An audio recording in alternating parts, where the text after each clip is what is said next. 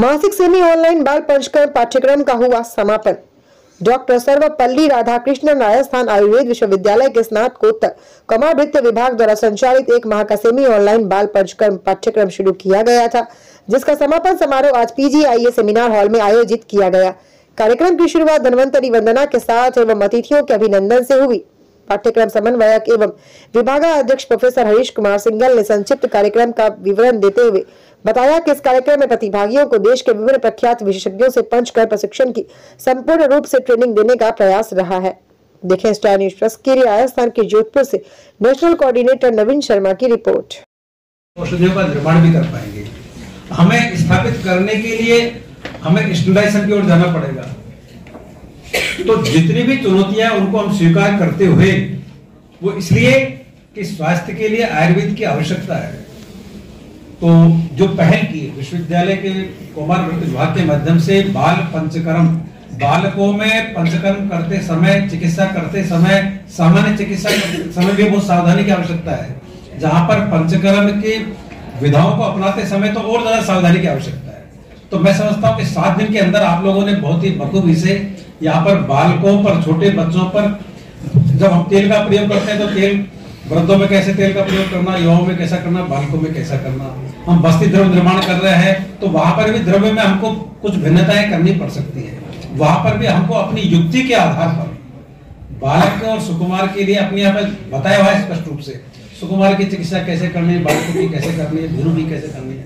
तो आयुर्वेद एक व्यापक विषय है। एक लाइन बना करके ट्रीटमेंट करना ऐसा नहीं, इसलिए युक्तिज्ञ होना ये बहुत महत्वपूर्ण है।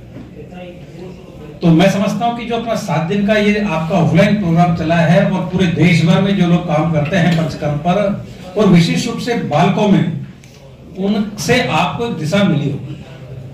और दिशा मिलने के बाद में जब आपने प्रत्यक्ष रूप से यहाँ पे कर्माभ्यास किया है, तो करने के बाद में आपको आत्मविश्वास बना होगा। जब एक हमारे ट्रेनर ने कहा कि अब हमारे पास में इस प्रकार के पेशेंट आएंगे तो हम उन पर बड़ी युक्ति पूर्वक उनको भेजेंगे नहीं।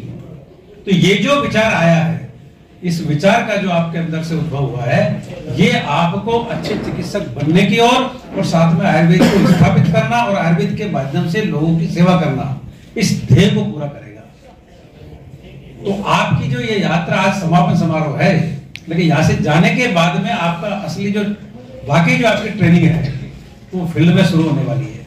और मैं अभी पूछ रहा था कितने 18 थे, कितने बड़ा सर? 18 ऑनलाइन ऑफलाइन प्रेजेंट थे और 29 जो है वो ऑनलाइन उपस्थित थे। तो 18 लोग जितने हमारे आए हैं, एक बार 18 लोगों में से जो कि यहाँ का, मैं इतना मुझे विश्वास हो गया कि मैं अपनी प्रैक्टिस में जाकर के कुछ छोटे छोटे औषध कल्पों का निर्माण और पंचकर्म का बालकों पर करने की तो मैं अपना आत्मविश्वास रखता हूँ।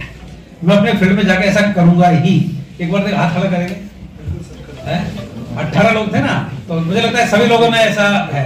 तो जिनका हाथ आधा मांगा उसको पूरा मान लेते, जिन्होंने पूरा किया वो पूरा है, जिन्होंने इतना किया उसको पूरा मान लेते, जिन्होंने इतना किया ना वो लोग और थोड़ा प्रयास कीजिए। और प्रयास के लिए अभ्यास, अभी जो उसने बोला ना, अभ्यास तो बोलते हम वैराग्य से प्रेरित। ये जब बार बार अभ्यास करेंगे तो आपको जैसा रोगी आता है, और बहुत सी ऐसी व्याधियां हैं जिनमें और दूसरी जो चिकित्सा पद्धतियां है वहां पर निराशा उत्पन्न हो चुकी है। तो ऐसे निराश लोगों के अंदर आशा के प्रस्फुटन करने के लिए आप लोग, मैं समझता हूं कि बहुत बड़ी शक्ति हमारे साथ में है। और आज की आवश्यकता है अधिक से अधिक अध्ययन करते चले, अधिक से अधिक सोचते चले, अधिक से अधिक युक्ति का प्रयोग करें। आपको बार बार करेंगे तो निश्चित रूप से आपको बहुत अच्छे चिकित्सक के रूप में साबित हो पाएंगे समाज में। मैं समझता हूँ इतना कहना मेरा पर्याप्त है। और पूरी टीम को, हरीश जी और इसको थोड़ा सा कैसा प्रभावी बना सकते हैं आप? हर स्टेट को लिखिए लेटर, हर स्टेट के डायरेक्टर को, अपने राजस्थान गवर्नमेंट के डायरेक्टर को तो लिखे रहे हैं, आप कम से कम 10 स्टेट को चिन्हित कीजिए, उनके आयुर्वेद विभाग को लेटर दीजिए किस प्रकार का हमने पंचकर्म का किया है। तो जो लोग पीजी कर रहे हैं कौमारभृत्य में, उनका एक अलग विषय है, लेकिन जो ग्रेजुएट है हमारे, उसके बाद में जिन्होंने सर्विस की है, प्रैक्टिस में चले गए, उनको एक नया विषय मिलेगा। तो देश भर में एक बहुत बड़ी संख्या है। तो आप हर स्टेट को, सेक्रेटरीज को, उनके डायरेक्टर को ये लेटर दीजिएगा, और वहां से उन लोगों को छुट्टी मिले 7 दिन की, जो लोग प्रैक्टिस कर रहे हैं उनकी प्रैक्टिस में बाधित ना हो, ऐसा कुछ ऐसी व्यवस्था हो। तो मैं समझता हूँ कि इतना व्यापक और अच्छा प्रयास हरीश जी के माध्यम से किया गया, उसके लिए इनका जोरदार तालियों के साथ